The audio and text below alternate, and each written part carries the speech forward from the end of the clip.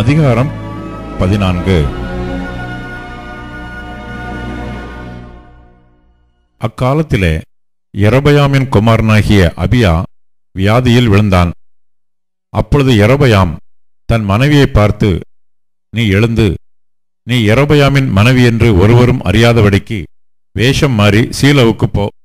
இந்த ஜனத்தின் மேல் நான் ராஜாவாவேன் என்று என்னோடே சொன்ன தீர்க்கதரிசியாகிய அகியா அங்கே இருக்கிறான். நீ உன் கையிலே 10 அப்பங்களையும் பணியாரங்களையும் ஒரு கலசம் தேனையும் எடுத்துக்கொண்டு அவனிடத்துக்கு போ. பிள்ளைக்கு சம்பவிக்கப் போகிறது என்னதென்று அவன் உனக்கு அறிவிப்பான் என்றான். அப்படியே யெரொபெயாமின் மனைவி செய்தாள்.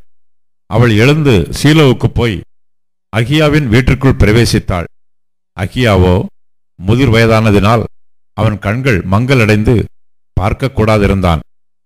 கர்த்தர் அகியாவிடத்தில், இதோ யெரொபெயாமின் மனைவி வியாதியாயிருக்கிற தன் குமாரனுக்காக உன்னை ஒரு விசேஷம் கேட்க வருகிறாள். நீ அவளுக்கு இன்ன பிரகாரமாக சொல்ல வேண்டும். அவள் உட்பிரவேசிக்கிற போது தன்னை அந்நிய ஸ்திரியாக காண்பிப்பாள் என்றார். ஆகையால் வாசற்படிக்குள் பிரவேசிக்கும் அவளுடைய நடையின் சத்தத்தை அகியா கேட்டவுடனே அவன், யெரொபெயாமின் மனைவியே, உள்ளே வா. உன்னை அந்நிய ஸ்திரியாக காண்பிக்கிறதென்ன? துக்க செய்தியை உனக்கு அறிவிக்க நான் அனுப்பப்பட்டேன். நீ போய் யெரொபெயாமை நோக்கி, இஸ்ரவேலின் தேவனாகிய கர்த்தர் சொல்லுகிறது என்னவென்றால், ஜனத்தினின்று உன்னை நான் உயர்த்தி உன்னை இஸ்ரவேல் என்னும் என் ஜனத்தின் மேல் அதிபதியாக வைத்தேன். நான் ராஜ்யபாரத்தை தாவீது வம்சத்தாரின் கையிலிருந்து பிடுங்கி உனக்கு கொடுத்தேன். ஆனாலும் என் கற்பனைகளை கைக்கொண்டு என் பார்வைக்கு செம்மையானதை செய்ய தன் முழு இருதயத்தோடும் என்னை பின்பற்றின என் தாசனாகிய தாவீதைப் போல நீ இராமல் உனக்கு முன் இருந்த எல்லாரை பார்க்கிலும் பொல்லாப்பு செய்தாய். எனக்கு கோபம் உண்டாக்க நீ போய் உனக்கு அந்நிய தேவர்களையும் வார்க்கப்பட்ட விக்கிரகங்களையும் உண்டு பண்ணி உனக்கு புறம்பே என்னை தள்ளிவிட்டாய்.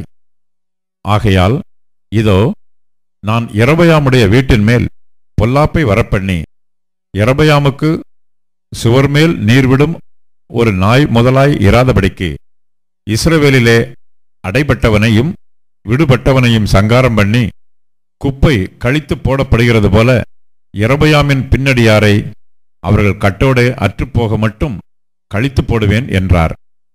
யெரொபெயாமின் சந்ததியாரில் பட்டணத்திலே சாகிறவனை நாய்கள் தின்னும், வெளியிலே சாகிறவனை ஆகாயத்து பறவைகள் தின்னும்.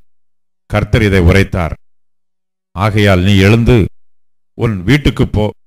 உன் கால்கள் பட்டணத்திற்குள் பிரவேசிக்கையில் பிள்ளையாண்டான் செத்துப்போவான். அவனுக்காக இஸ்ரவேலர் எல்லாரும் துக்கம் கொண்டாடி அவனை அடக்கம் பண்ணுவார்கள். யெரொபெயாமின் வீட்டாரில் இஸ்ரவேலின் தேவனாகிய கர்த்தருக்கு முன்பாக அவனிடத்திலே நல்ல காரியம் காணப்பட்டதினால் யெரொபெயாமின் சந்ததியில் அவன் ஒருவனே கல்லறைக்குட்படுவான். ஆனாலும் கர்த்தர் தமக்கு இஸ்ரவேலின் மேல் ஒரு ராஜாவை எழும்ப பண்ணுவார். அவன் அந்நாளிலே யெரொபெயாமின் வீட்டாரை சங்கரிப்பான். இப்போதே அது நடந்தேறும். தண்ணீரிலே நாணல் அசைகிறது போல கர்த்தர் இஸ்ரவேலை முறிந்தசைய பண்ணி அவர்கள் பிதாக்களுக்கு தாம் கொடுத்த இந்த நல்ல தேசத்திலிருந்து இஸ்ரவேலை வேரோடே பிடுங்கி அவர்கள் தங்களுக்கு தோப்பு விக்கிரகங்களை வைத்து கர்த்தருக்கு கோபம் உண்டாக்கினபடியினால் அவர்களை நதிக்கப்பாலே சிதறடித்து யெரொபெயாம் செய்ததும் இஸ்ரவேலை செய்ய பண்ணினதுமான பாவத்தின் நிமித்தம் இஸ்ரவேலை ஒப்புக்கொடுத்து விடுவார் என்றான். அப்பொழுது யெரொபெயாமின் மனைவி எழுந்து புறப்பட்டு திர்சாவுக்கு வந்தாள். அவள் வாசற்படியிலே வருகையில் பிள்ளையாண்டான் செத்துப்போனான்.